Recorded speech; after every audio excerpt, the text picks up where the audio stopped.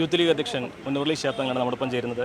അവസാനം ഒരുപാട് ചർച്ചകൾക്ക് ശേഷം വി.ഡി. സതീശനെ തന്നെ മുഖ്യമന്ത്രിയായി നിശ്ചയിച്ചിരിക്കുന്നത്. എങ്ങനെയാണ് അല്ല, ഒരു തീരുമാനം വന്നു. ഒരു മുഖ്യമന്ത്രി പ്രഖ്യാപിക്കപ്പെടുക എന്നതായിരുന്നു കേരളം ആഗ്രഹിച്ചുകൊണ്ടിരുന്നത്. അത് അവസാനം നടന്നു. അതിൽ എല്ലാവരും ഒറ്റക്കെട്ടായി കോൺഗ്രസ് നേതൃത്വവും അതുപോലെ AICCയും കേരളത്തിലെ കോൺഗ്രസ് നേതാക്കന്മാരൊക്കെ ഒന്നിച്ച് ഒറ്റക്കെട്ടായുള്ള തീരുമാനം അത് AICC അത് പ്രഖ്യാപിക്കുകയും അത് അവർ ഉൾക്കൊള്ളുകയും എല്ലാവിധ പിന്തുണയും സതീശന് നൽകിയിട്ടുമുണ്ട്. അപ്പോൾ അത് തീർച്ചയായും കേരളത്തെ സംബന്ധിച്ചിടത്തോളം ജനവികാരം അദ്ദേഹത്തിൻ്റെ കൂടെ ഉണ്ടായിരുന്നു. അദ്ദേഹത്തിൻ്റെ പ്രതിപക്ഷ നേതാവ് എന്നതിലുള്ള അദ്ദേഹത്തിൻ്റെ പെർഫോമൻസൊക്കെ വെച്ച് നോക്കുമ്പോൾ ജനങ്ങൾ അദ്ദേഹം വന്നതിലുള്ള ഒരു സന്തോഷം ജനങ്ങൾക്കുണ്ട് എന്നുള്ളതാണ് മനസ്സിലാക്കുന്നത്. ജനവികാരം മുൻനിർത്തിയാണ് ലീഗിൻ്റെ നിലപാട് പ്രഖ്യാപിച്ചതെന്ന് കരുതാല്ലേ? അങ്ങനെ ലീഗിൻ്റെ ഒരു അഭിപ്രായം എന്നുള്ളത് അത് ഇന്ന ആളാവണമെന്നുള്ള ഒരു വാശിയോ അങ്ങനെ ക്ലെയിമോ ഒന്നും ഞങ്ങൾ നടത്തിയിട്ടില്ല. അത് ഞങ്ങളുടെ അഭിപ്രായങ്ങൾ ചിലപ്പോൾ ചോദിക്കുമ്പോൾ എന്താണെന്ന അഭിപ്രായങ്ങൾ ചിലപ്പോൾ ഒരു പക്ഷേ പറഞ്ഞിട്ടുണ്ടാവും. പക്ഷേ തീർച്ചയായും ഇത് നല്ലൊരു ജനാധിപത്യ പ്രോസസ്സ്, ഇതിൻ്റെ പ്രോസസ്സ് ഇവിടെ ഭംഗിയായി നടന്നു.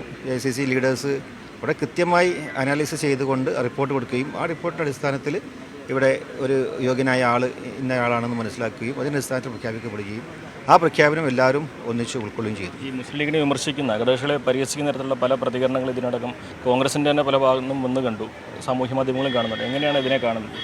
അല്ല, സ്വാഭാവികമായും വിമർശനങ്ങൾ ഉണ്ടാവും. ഓരോ വിഷയങ്ങൾ വരുമ്പോൾ ആ സമയത്തൊക്കെ മുസ്ലിം ലീഗിനെ വിമർശിക്കാനും മുസ്ലിം ലീഗിൻ്റെ ഇടപെടലിനെക്കുറിച്ചൊക്കെ ചോദ്യം ചെയ്യാനൊക്കെ പലരുണ്ടാകും. പക്ഷേ നമ്മളെപ്പോഴും ന്യായത്തിൻ്റെ കൂടെയാണ് നിന്നിട്ടുള്ളത്. ഇവിടെ അനർഹമായ രീതിയിലൊന്നും നമ്മൾ സംഭവിച്ചിട്ടില്ല. പക്ഷേ ഇവിടെ അഭിപ്രായങ്ങൾ പറയാൻ എല്ലാവർക്കും സ്വാതന്ത്ര്യമുണ്ട്. പക്ഷേ നമ്മുടെ പേരിൽ ഇങ്ങനെ വിമർശിക്കുന്നത് അത് എൻ്റെ ഉദ്ദേശം ശരിയല്ല എന്നുള്ളതാണ്.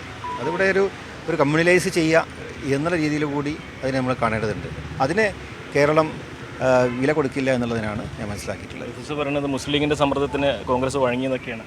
അത് സാധാരണ ആളുകൾക്ക് ചോദിച്ചാൽ മനസ്സിലായി. ഇത് മുസ്ലിം ലീഗിൻ്റെ മാത്രമാണോ ഇങ്ങനത്തെ സമ്മർദ്ദം? മുസ്ലിം ലീഗ് ഒരിക്കലും ഇങ്ങനെ സമ്മർദ്ദം ചെലുത്തിയിട്ടുണ്ടോ എന്ന് പോലും അതെങ്ങനെയാണ് ആളുകൾക്ക് മനസ്സിലാവുക? അങ്ങനെ ഒരു സമ്മർദ്ദം എന്നുള്ളതൊന്നും അവർക്ക് മനസ്സിലാക്കാൻ അവർക്ക് സാധാരണ ആളുകളല്ല. അത് നമ്മളൊരു സമ്മർദ്ദം ചെലുത്തി വെച്ചിട്ട് ഇങ്ങനെയുള്ള ഒരു മാറ്റം ഉണ്ടാവുമോ എന്നുള്ളതൊന്നും ഒരിക്കലും അത് ആളുകൾ വിശ്വസിക്കില്ല. ലീഗിനെ കോർണറി ആളുകൾ നീക്കം നടക്കുന്നുണ്ടോ?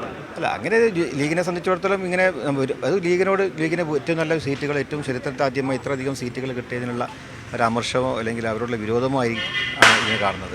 ചെന്നിത്തലയുടെ ഒരു പിണക്കം അദ്ദേഹം പരിഭവത്തോടെ പോയി എന്നൊക്കെ. അല്ല, അതൊക്കെ അദ്ദേഹത്തെ ധരിപ്പിക്കാനുള്ള ഒരു നേതൃത്വം ഇവിടെയുണ്ട്. അതൊക്കെ സമാശ്വസിപ്പിച്ചുകൊണ്ടും ആശ്വസിപ്പിച്ചുകൊണ്ടൊക്കെ കൂടെ ചേർക്കാൻ അവർക്ക് കഴിയും എന്നുള്ളതാണ്. സ്ഥാനാർത്ഥികളിൽ യൂത്ത് ലീഗിൻ്റെ നേതാക്കൾക്ക് സ്ഥാനം കിട്ടി, അവർ വിജയിക്കുകയും ചെയ്തു. ഈ മന്ത്രിമാരുടെ പട്ടികയിലും യുവ നേതാക്കളുണ്ടാവില്ല. അതൊന്നും ചർച്ചയായിട്ടില്ല. അതൊക്കെ അർഹരായിട്ടുള്ള ആളുകളുണ്ട്.